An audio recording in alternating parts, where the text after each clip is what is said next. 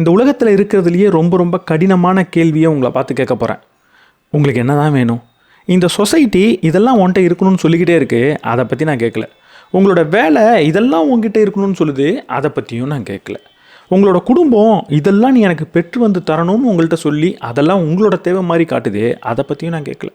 இல்லை நீங்கள் பார்க்கக்கூடிய இன்ஸ்டாகிராம் ரீல்ஸ் இதெல்லாம் உங்ககிட்ட இல்லை அப்படின்னு சொல்லிக்கிட்டே இருக்கே, அதை பார்த்து இதெல்லாம் எனக்கு வேணும்னு நீங்கள் நினச்சிக்கிட்டு இருக்கீங்களே, அதை பற்றியும் நான் கேட்கல. இது எல்லாத்தையும் எடுத்து ஓரமாக வச்சுட்டா ஒரு தனிப்பட்ட மனிதனா உங்களுக்கு என்ன வேணும்னு தோணுது? எதையோ பார்த்து நம்ம ஓடிக்கிட்டு இருக்கோம், அது கிடச்சிட்டா உண்மையாக நம்ம சந்தோஷம் அடைஞ்சிருவோமா? இந்த காக்கா முட்டை படத்தில் வரா மாதிரி தான். பீஸா வேணும் பீஸா வேணும்னு அந்த 2 சின்ன பசங்க ஓடிக்கிட்டே இருப்பாங்க. பீஸா கிடச்சதுக்கப்புறம் தான் தெரியும், ஆயா சுடுற தோசையே இதை விட நல்லா இருந்துச்சு அப்படின்னு. அவங்கள மாதிரி நம்மளும் ஏதோ ஒரு விஷயத்தை பார்த்து ஓடிக்கிட்டே இருக்கோம். ஆனால் அது கிடச்சதுக்கப்புறம் இது உண்மையாக எனக்கு தேவையில்லை போலேன்னு நமக்கு தோணுது. அவங்களுக்கு திரும்ப ஆயா சுடுற தோசை கிடைக்கலாம், ஆனால் நமக்கு தொலைச்ச வாழ்க்கை திரும்ப கிடைக்கவே கிடைக்காது. அப்போது என் வாழ்க்கையில் உண்மையாக எனக்கு என்ன வேணும் அப்படின்றத நான் புரிஞ்சுக்கிட்டு ஓடும்போது தான் அங்கே வாழ்க்கையே அர்த்தமுள்ளதாக இருக்குது. ஆனால் நம்ம அப்படி புரிஞ்சுக்கிறது இல்லை அப்படின்றது தான் ஒரு கசப்பான உண்மை. அப்போ உண்மையாக என் வாழ்க்கையில் என்ன வேணுன்றதை நான் எப்படி கண்டுபிடிக்கிறது? அதை சொல்லி தந்திருக்க ஒரு புத்தகம் தான் தி லைஃப் பிரீஃப். இந்த புத்தகம் சின்ன சத்தியத்தை பண்ணுது. இதை நீங்கள் படித்து முடித்ததுக்கப்புறம் உங்கள் வாழ்க்கையில் என்ன வேணுன்றது உங்களுக்கு தெரியும், அதை எப்படி அடையணுன்றது உங்களுக்கு தெரியும். அதை விட ரொம்ப முக்கியமாக அதை அடைஞ்சதுக்கப்புறம் இதுக்கான அவ்வளோ கஷ்டப்பட்டேன் அப்படின்னு உங்களுக்கு தோணாமல் இருக்கும் அப்படின்னு சொல்லுது. இது உண்மையாக? இந்த வீடியோவை ஃபுல்லாக பாருங்கள், கண்டிப்பாக உண்மையாக இல்லையா அப்படின்றது உங்களுக்கே தெரியும். நம்ம சேனலுக்கு நீங்கள் புதுசாக இருந்தீங்கன்னா நான் படிக்கிற புக்ஸோட சம்மரிஸ் அப்லோட் பண்ணுவேன். நான் படிச்சதில் எனக்கு ரொம்ப பிடிச்ச விஷயத்தை உங்க கூட ஷேர் பண்ணிப்பேன். நான் படிச்சதிலே நல்ல புக்ஸ் உங்களுக்கு ரெக்கமெண்ட் பண்ணவும் செய்வேன். அதெல்லாம் உங்களுக்கு பிடிக்கும் அப்படின்னா நம்ம சேனலுக்கு சப்ஸ்கிரைப் பண்ணிவிட்டு பெல் பட்டனை ப்ரெஸ் பண்ணிவிடுங்க.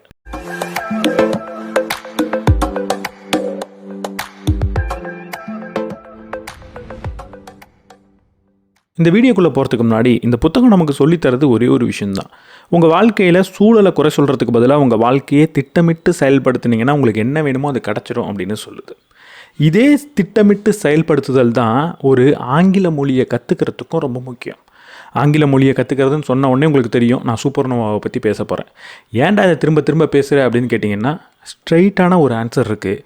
அவங்க எனக்கு திரும்ப திரும்ப பே பண்ணுறாங்க, அதனால் அவங்களுக்கு நான் அட்வர்டைஸ்மெண்ட் பண்ணுறேன். பே பண்ணுறதுனால ஒரு மோசமான ப்ராடக்ட்டுக்கு அட்வர்டைஸ் பண்ணக்கூடாது அப்படின்ற எண்ணம் எனக்கும் இருக்குது. அப்போ சூப்பர்னோவா எந்த விதத்தில் சிறந்ததுன்னு நான் நினைக்கிறேன். பொதுவாக ஸ்போக்கன் இங்கிலீஷ் கற்றுக்கணும் அப்படின்னா நம்ம ஆன்லைனில் ஏதோ ஒரு கோர்ஸ் சேர்றோம், அது ரெக்கார்டட் செஷனாக இருக்குது. இல்லை வாட்ஸ்அப்பில் ஒரு 10-15 பேரை வச்சு ஒரு குரூப்பை உருவாக்கி அதில் ஏதோ வீடியோஸை போஸ்ட் பண்ணுறாங்க. உங்களோட கொரீஸுக்கு உண்மையாக பதிலளிக்கிறது இல்லை, உங்களை புரிஞ்சுக்கிறது இல்லை. இல்லை கிளாஸ் ரூமுக்கே போனாலும் அங்கே 100-200 பேர் இருக்காங்க, ஒழுங்காக பேசி பயிற்சி பண்ண முடியறதில்ல. இது எல்லாத்தையும் புரிஞ்சுக்கிட்டு இதற்கான சொல்யூஷனை கொடுக்குது சூப்பர்னோவா. அது எனக்கு சரி அப்படின்னு தோணுது. சூப்பர்னோவா ஒரு சயின்டிஃபிக் சிஸ்டமை ஃபாலோ பண்ணுறாங்க. இதுக்கு பின்னாடி IIT, Cambridge certified experts work பண்ணிக்கிட்டு இருக்காங்க. அதனால் அந்த சூப்பர்னோவா நீங்கள் சேர்ந்த உடனே உங்கள்கிட்ட சில கேள்விகள் கேட்கும், உங்களை ஒரு இன்டர்வியூ பண்ணோம், அதனால உங்களை அது புரிஞ்சுக்கும். ஒரு டீச்சர் நமக்கு மட்டுமே சொல்லித்தர மாதிரியான ஒரு அனுபவம்ன்றது உங்களுக்கு கிடைக்கும். அது மட்டும் இல்லாமல் உங்களோட ஒக்காபுலரி, கிராமர் இதெல்லாம் இம்ப்ரூவ் பண்ணுறதுக்கான அன்லிமிட்டட் ஆக்டிவிட்டீஸ் இருக்குது. இதில் நம்ம தொடர்ந்து பேசி பயிற்சி பண்ணிக்கிட்டு இருந்தோம்னா ஆங்கிலம் பேசுகிற கான்ஃபிடன்ஸ் நமக்கு கட்டாயம் அதிகரிக்க தான் செய்யும். இதெல்லாம் போக உங்களுக்கு மோட்டிவேட் பண்ணுறதுக்கும் ஹெல்ப் பண்ணுறதுக்கும் ஹேபிட் மென்டாரையும் அசைன் பண்ணி தராங்க.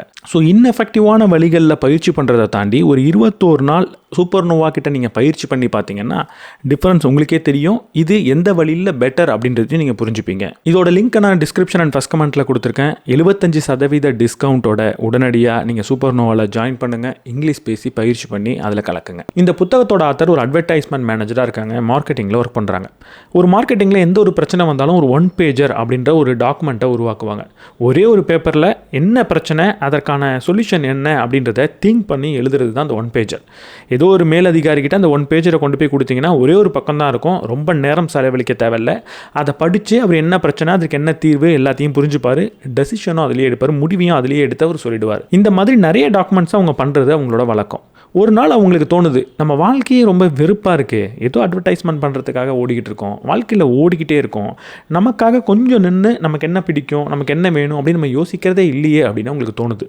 நம்மளோட படைப்பாற்றலை வெளியே கொண்டு வரதே கிடையாதே அப்படின்னு அவங்களுக்கு தோணுது. கிரியேட்டிவிட்டியை பயன்படுத்தாமல் ஏதோ ஒன்று பண்ணிக்கிட்டே இருக்கோமே அப்படின்னு அவங்களுக்கு தோணுது. அப்போ தான் அவங்க யோசிக்கிறாங்க, நான் ஏதேதோ பிரச்சனைக்கெலாம் இந்த 1 பேஜர்ன்ற டாக்குமெண்ட்டை பயன்படுத்தியிருக்கேன், அதை நான் உருவாக்கியிருக்கேன். என் வாழ்க்கையில் இருக்கிற ரொம்ப ரொம்ப முக்கியமான ஒரு விஷயம் என்னோடய வாழ்க்கை அப்படின்றது தான். ஆனால் என்னோடய வாழ்க்கைக்காக நான் ஒரு ஒன் பேஜர் இது வரைக்கும் உருவாக்குனதே கிடையாது.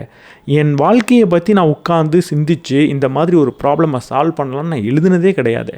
எதுக்கோ எழுதுகிறேன், எதுக்கோ ஓடுறேன், எதுக்கோ வேலை செய்கிறேன். ஆனால் என்னோடய வாழ்க்கைக்காக நான் திட்டம் தீட்டியிருக்கேனா, என்னோடய வாழ்க்கைக்காக நான் வேலை செஞ்சுருக்கேனா, என் வாழ்க்கையை தீர்க்கப்பட வேண்டிய ஒரு பிரச்சனையாக நான் அணுகியிருக்கேனா, அதை கண்டுக்காமல் வேலை தான் முக்கியம்னு நினைக்கிறேன். ஏன் என் வாழ்க்கைக்கு என் வேலைக்கு நான் எப்படி ஒரு முக்கியத்துவத்தை கொடுக்குறனோ அதே மாதிரி கொடுத்து இந்த வாழ்க்கையை அப்படியே என்னால் அணுக முடியல அப்படின்னு யோசிக்கிறாங்க. அப்போ தான் அவங்க உட்காந்து அவங்க வாழ்க்கைக்கான ஒரு ஒன் பேஜரை ரெடி பண்ணுறாங்க. அந்த ஒன் பேஜரை தான் அவங்க தி லைஃப் ப்ரீஃப் அப்படின்னு கூப்பிடுறாங்க. அதை தான் இன்றைக்கி நம்ம கற்றுக்க போகிறோம். ரொம்ப ரொம்ப சிம்பிளான ஒரு விஷயந்தான். ஆனால் இதை பயன்படுத்தி பார்த்தா நமக்கும் நம்ம வாழ்க்கையில் என்ன வேணும் அப்படின்றது தெரியும், அதை அடையிறது எப்படின்றதும் தெரியும். அதுதான் உண்மையாக நமக்கு தேவைன்றது நம்ம புரிஞ்சுப்போம். அது கிடச்சதுக்கப்புறம் இதுக்கா எல்லாம் அப்படின்னு நமக்கு தோணாமலேயும் இருக்கும். அவங்க அந்த ஒன் பேஜரை ரொம்ப சிம்பிளாக சொல்லித்தராங்க. இந்த ஒன் பேஜர் பண்ணும்போது நமக்கு தெரிய வேண்டியது ஒரே ஒரு விஷயந்தான், ஒரே ஒரு கேள்விக்கான பதில் தான். நான் இந்த வீடியோவோட ஆரம்பத்தில் ஒரு கேள்வி கேட்டிருந்தேன். உங்கள் வாழ்க்கையில் உங்களுக்கு என்ன வேணும்னு கேட்டேன். ரொம்ப ரொம்ப கடினமான கேள்வின்னு சொன்னேன். அடுத்து அதை விட கொஞ்சம் கடினமான கேள்வி, இல்லை அதற்கு நிகரான ஒரு கேள்வியை கேட்குறேன். உங்கள் வாழ்க்கையில் எந்த பிரச்சனையை நீங்கள் தீர்க்கணும்னு நினச்சிக்கிட்டு இருக்கீங்க? நம்ம வாழ்க்கையில் நிறைய பிரச்சனை இருக்குல்ல. உண்மையாக நம்ம வாழ்க்கையில் நிறைய பிரச்சனை இருக்கா, இல்லை எல்லா பிரச்சனைக்கும் ஒரு காரணம் தானா, இருக்கிறதே ஒரே ஒரு பிரச்சனை தானா, இல்லை உண்மையாக நம்ம பிரச்சனைன்னு சொல்கிறது பிரச்சனையா, இல்லை அது ஒரு வாய்ப்பா, எதுவுமே நமக்கு தெரியாது. நமக்கு அது கொஞ்சம் அசௌகரியத்தை கொடுக்குதுன்ற ஒரே காரணத்துக்காக அதை பிரச்சனைன்னு சொல்லிக்கிட்டு இருப்போம். அப்போ உண்மையாக பிரச்சனை என்ன அப்படின்றத கண்டுபிடிக்கணும். அதுக்கு இந்த ஒன் பேஜரில் முதல்ல 3 விஷயத்தை எழுத சொல்கிறாங்க. முதல்ல பிரச்சனையை நீங்கள் டிஃபைன் பண்ண போகிறீங்க, பிரச்சனையை விளக்க போகிறீங்க. பிரச்சனையை விளக்குறது தான் ரொம்ப ரொம்ப முக்கியமே இங்கே. ஏன்னா உங்கள் வாழ்க்கையில் என்ன பிரச்சனை சொல்லுங்கள் அப்படின்னா ஏதோ ஒரு 2 வார்த்தையை சொல்லுவீங்க. எனக்கு என் வேலையை பிடிக்கல அப்படின்னு சொல்வீங்க. ஆனால் எழுதி காட்டுங்க, தெளிவாக அதை எழுதி எனக்கு புரிய வைங்க அப்படின்னு சொன்னோன்னா அப்போ தான் நீங்கள் தடுமாறவே செய்வீங்க. வேலை பிடிக்கலன்றதை தாண்டி அது ஏன் எனக்கு பிடிக்கல, அதில் உண்மையாக என்ன பிரச்சனை இருக்குது, பிரச்சனை என்கிட்ட இருக்கா, என்னோடய இயலாமையில் இருக்கா அப்படின்றதுலாம் உங்களுக்கு அப்போ தான் தோண ஆரம்பிக்கும். அதனால் முதல்ல என்ன எழுத போகிறீங்க, உங்கள் வாழ்க்கையில் என்ன பிரச்சனைன்னு எழுத போகிறீங்க. இவங்க என்ன எழுதுனாங்கன்னா, என்னோடய வாழ்க்கையில் நான் என்னோட படைப்பாற்றலை பயன்படுத்துகிறதே கிடையாது, என்கிட்ட படைப்பாற்றல் இருக்கான்னு கூட எனக்கு தெரியாமல் போயிடுச்சு, படைப்பு தான் எனக்கு ரொம்ப பிடிச்ச விஷயம், ஆனால் இன்றைக்கி நான் எது பின்னாடியே ஓடிக்கிட்டு இருக்கேன், படைப்பாற்றலை சற்றும் பயன்படுத்துறது இல்லை அப்படின்னு அவங்க எழுதுகிறாங்க. நீங்கள் உங்கள் வாழ்க்கையில் என்ன பிரச்சனையோ அதை விளக்கமாக எழுதுங்க. அடுத்து நம்மளோட கனவு என்னன்னு எழுத போகிறோம். கனவுனா என் வாழ்க்கையில் என்னவாக போகிறேன் அப்படின்றத பற்றி நான் சொல்லலை. ஒரு பிரச்சனையை சொன்னீங்க இல்லையா, அந்த பிரச்சனை இல்லாமல் இருந்தாலோ இல்லை தீர்க்கப்பட்டாலோ அது எப்படிப்பட்ட விஷயமாக மாறும் அப்படின்றத தான் இப்போ நீங்கள் கனவாக எழுத போகிறீங்க. ஒரு உதாரணத்துக்கு சில பேர் சொல்லுவோம், எனக்கு என் வேலையவே பிடிக்கல, வேலை ரொம்ப மோசமாக இருக்குது அப்படின்னு ஒரு பிரச்சனையை சொல்வோம். அப்படியா, சரி, அப்போ மோசமாக இல்லாத வேலை எப்படி இருக்கும், அப்போ பிரச்சனைக்குரிய வேலை இப்படி இருக்குன்னா பிரச்சனை இல்லாத வேலை எப்படி இருக்கும்னு கேட்டால் வேலைக்கே போகாமல் இருந்தால் நல்லாயிருக்கும் அப்படின்னு சொல்லுவோம். அது நம்மளோட இயலாமையை காட்டுது. அப்போது பிரச்சனையை சொன்னதுக்கப்புறம் அந்த பிரச்சனை இல்லைன்னா அந்த சூழல் எப்படி இருக்கும், அந்த விஷயம் எப்படி இருக்கும்னு நம்ம சொல்லணும். சொல்லும்போது தான் தெரியும் அது உண்மையாக பிரச்சனையா இல்லை நம்ம அந்த விஷயத்தையே வெறுக்கிறோமா அப்படின்னு. நீங்கள் எதை பிரச்சனைன்னு சொன்னீங்களோ அது தீர்ந்தால் எப்படி இருக்கும் அப்படின்றத சொல்லுங்கள். ஒரு உதாரணத்துக்கு இந்த ஆத்தர் ஒவ்வொரு நாளும் என் வாழ்க்கையில் என்னோட கிரியேட்டிவிட்டியை படைப்பாற்றலை பயன்படுத்தி செய்யக்கூடிய ஒரு வேலையை நான் செஞ்சுக்கிட்டு இருந்தால் எப்படி இருக்கும் அப்படின்றத தான் கனவாக கண்டாங்க. நீங்கள் எதை பிரச்சனைன்னு சொன்னீங்களோ அது இல்லாத வாழ்க்கை எப்படி இருக்கும் அப்படின்றத அடுத்து எழுதுங்க. அடுத்து நீங்கள் ஒரு அழைப்பை எழுத போகிறீங்க, ஒரு இன்விடேஷனை எழுத போகிறீங்க. எதை இன்வைட் பண்ண போகிறீங்க, ஒரு விதமான கேள்வியை, சிந்தனையை நீங்கள் இன்வைட் பண்ண போகிறீங்க. இந்த ஆத்தர் என்ன எழுதுனாங்க அப்படின்னா, ஒருவேளை என்னோடய வேலையை நான் எப்படி மதிக்கிறனோ, எப்படி நான் பாதுகாக்கிறனோ, வேலையின் மூலமாக வரக்கூடிய பணத்துக்கு நான் எவ்வளவு மரியாதை கொடுத்து அது எவ்வளவு அவசியம் நான் நினைக்கிறனோ அதே அளவுக்கு படைப்பாற்றலை பயன்படுத்துறதும் முக்கியம் அப்படின்னு நான் நினச்சா என்னோடய வாழ்க்கை எப்படி இருக்கும் அப்படின்னு அவங்க யோசிச்சு பார்த்தாங்க. நீங்கள் இந்த வேலை எனக்கு பிடிக்கல அப்படின்னு சொல்லிக்கிட்டு இருக்கீங்க. ஒரு வேளை உங்களுக்கு பிடிச்ச வேலையை நோக்கி நீங்கள் போனீங்கன்னா எப்படி இருக்கும் அப்படின்றத இங்கே நீங்கள் எழுதலாம். இந்த வேலையை நான் பணத்துக்காக பயந்து செஞ்சுக்கிட்டு இருக்கேன் அப்படின்னா, ஒரு வேளை பணன்றது எனக்கு பிரச்சனை இல்லாமல் எனக்கு பிடிச்ச வேலையை நோக்கி போகிறது தான் ரொம்ப ரொம்ப முக்கியம் அப்படின்னு இருந்தால் என்ன செய்யலாம் அப்படின்னு நீங்கள் எழுதுங்க.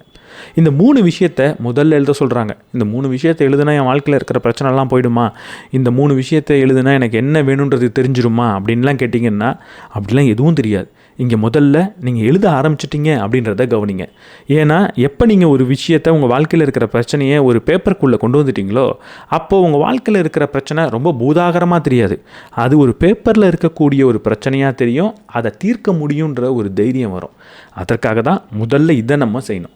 இதை செய்யும் போது என் வாழ்க்கையில் என்ன பிரச்சனைன்னு கூட எனக்கு தெரியலையே அப்படின்னு கூட உங்களுக்கு வரலாம். அப்போ உங்களோட பிரச்சனையே என் வாழ்க்கையில் என்ன பிரச்சனைன்னு தெரியல அப்படின்றதாக தான் இருக்கும். முதல்ல தெளிவாக ஒரு பேப்பர் எடுத்து எழுத ஆரம்பிங்க. எழுத ஆரம்பித்ததுக்கப்புறம் இதில் சொல்லியிருக்கிற இன்னும் பல ஸ்ட்ராட்டஜிஸை நீங்கள் பயன்படுத்தும் போது ஒன்றும் இல்லைனாலும் இன்னொன்று உங்களுக்கு உதவியாக இருக்கும். அது உங்கள் வாழ்க்கையை உங்களுக்கு புரியவும் வைக்கும். இந்த 1 பேஜில் எழுதணுன்னா நீங்கள் கேட்ட பதிலெலாம் உங்களுக்கு கிடச்சிருக்குமான்னு பார்த்தா கண்டிப்பாக கிடச்சிருக்காது. ஆனால் நீங்கள் குழம்பி போயிருக்கீங்களான்னு பார்த்தா கண்டிப்பாக குழம்பி போயிருப்பீங்க. இதை எழுதுனதுக்கப்புறம் தான் எனக்கு இன்னும் குழப்பமாக இருக்குது அப்படின்னு நீங்கள் சொன்னீங்கன்னா வாழ்த்துக்கள். அதுதான் அதோட நோக்கம். முக்கியமாக 3ஆவதாக ஒன்று எழுதுனீங்கல்ல, நான் ஒரு வேளை இதை செஞ்சால் எப்படி இருக்கும் அப்படின்னு நீங்கள் ஒன்றுத்தை எழுதியிருப்பீங்க. அதாவது இந்த வேலை எனக்கு பிடிக்கவே இல்லை அப்படின்னு நான் சொல்லிக்கிட்டே இருக்கேன். அப்போது எனக்கு பிடிச்ச வேலையை நோக்கி நான் நகர்ந்து போனால் எப்படி இருக்கும்? இந்த வேலையிலேருந்து வரக்கூடிய காசை பொருட்படுத்தாமல் எனக்கு பிடிச்ச வேலையை நோக்கி நான் போனால் எப்படி இருக்கும் அப்படின்னு நீங்கள் எழுதிட்டீங்கன்னு வைங்க. கண்டிப்பாக உங்களுக்கு ஒரு பெரிய குழப்பன்றது உருவாயிருக்கும். உங்களுக்கு உடனடியாக ஒரு பயம் வரும். இந்த வேலையிலேருந்து நமக்கு ஏதோ காசு வந்துக்கிட்டு இருக்கு, இதை விட்டுட்டு ஏதோ புதிய துறைக்கு எனக்கு பிடிச்சிருக்குன்ற ஒரே காரணத்துக்காக ஒன்றும் தெரியாமல் உள்ளே போகலாம் அப்படின்னு நான் எழுதுனதுக்கப்புறம் ஒரு பெரிய பயம் வரும். அதை விட ரொம்ப குழம்பி போவோம். இது ப்ராக்டிக்கலாக பாசிபிளே கிடையாது.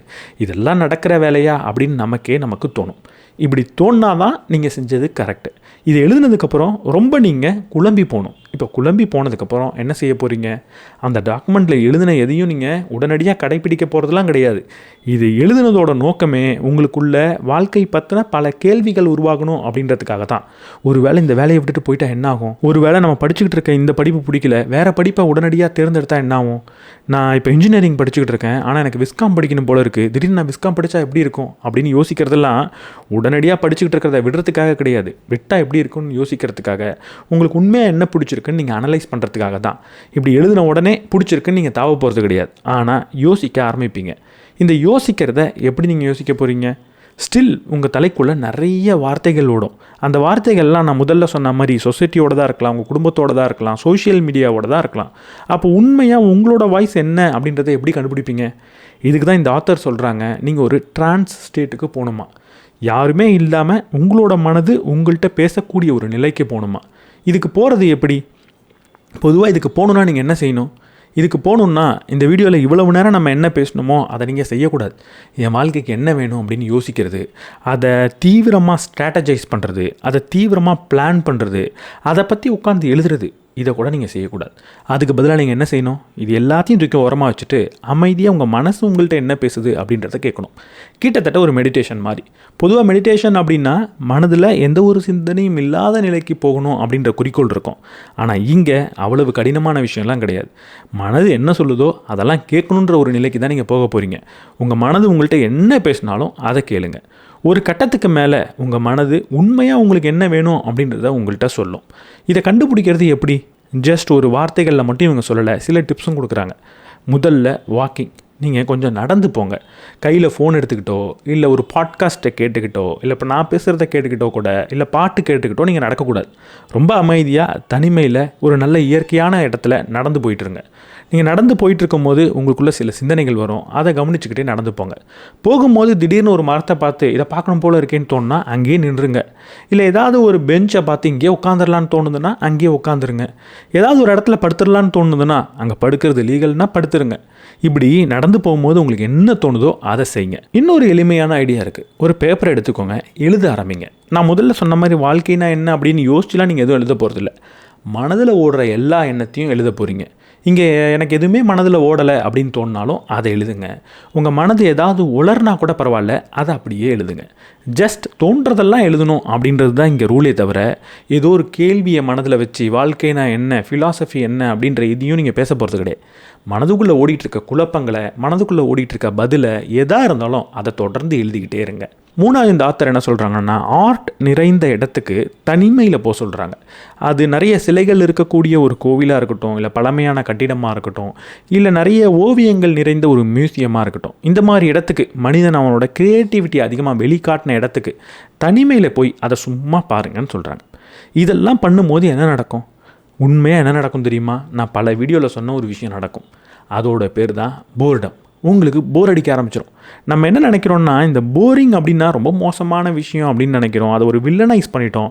ப்ரொடக்டிவாக இரேன் அப்படின்னு நம்ம சொல்கிறோம். இங்கே நீங்கள் உண்மையாக ப்ரொடக்டிவாக இருக்கணுன்ற அவசியம் கிடையாது. உங்களுக்கு போர் அடிக்கணும், அது ரொம்ப ரொம்ப நல்லது. போர் அடிக்கும் போது மட்டும்தான் உங்கள் கூட நீங்கள் பேச ஆரம்பிப்பீங்க. அப்படி பேசும்போது தான் உங்களுக்கு என்ன வேணுன்றதை நீங்கள் புரிஞ்சிக்கவும் செய்வீங்க. இப்படி நீங்கள் புரிஞ்சிக்கும் போது உங்கள் மனது உங்கள்கிட்ட பல விஷயங்களை சொல்லும். அப்பயும் அது உங்கள் மனது தான் சொல்லுதா, இல்லை நீங்கள் வெளியே பார்த்த விஷயங்கள், இந்த சொசைட்டி ஃபோர்ஸ் பண்ண விஷயங்களா அப்படின்றத எப்படி கண்டுபிடிப்பீங்க? ரொம்ப சிம்பிள். எப்போவுமே வெளியிலேருந்து வரக்கூடிய ஒரு விஷயம் பல திட்டங்களோடு வரும். ரொம்ப லாஜிக்கலாக உங்களுக்கு தோணும். அதில் ப்ரோஸ் என்ன, அதில் நல்லது என்ன, இல்லை கெட்டது என்ன அப்படின்னு தோணும். அதை பார்க்கும்போது ஒரு பயம் கூட சம்டைம் வரும். ஒரு ஆங்ஸைட்டி வரும். இது நடக்காமல் போயிடுமோன்ற பயம் வரும். ஆனால் உங்கள் மனதிலேருந்து வரக்கூடிய விஷயம் எப்போவுமே உங்களை அமைதிப்படுத்த செய்யும்.